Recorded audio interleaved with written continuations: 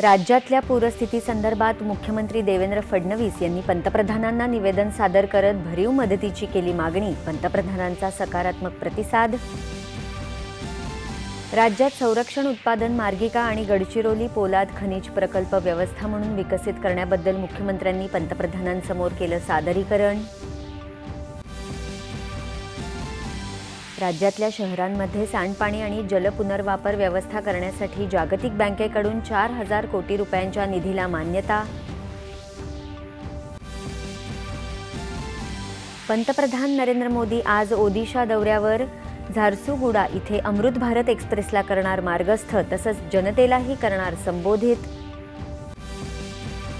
संयुक्त राष्ट्रांच्या महासभेमध्ये पाकिस्तानच्या भूमिकेवर भारताचं सडेतोड उत्तर।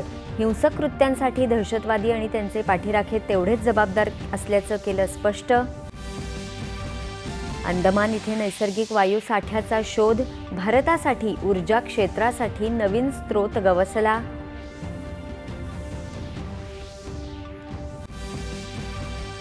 सर्वोच्च न्यायालयाचे सरन्यायाधीश भूषण गवई यांच्या हस्ते आज नाशिक जिल्हा न्यायालयाच्या नूतन इमारतीचं उद्घाटन आणि वाहनतळ इमारतीचं भूमिपूजन।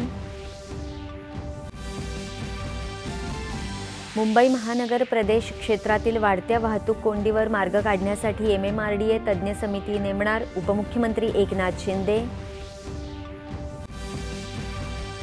आशिया चषक T20 क्रिकेट स्पर्धेत सुपर ओव्हरमध्ये भारताची श्रीलंकेवर मात। पाकिस्तानसोबत उद्या अंतिम सामना।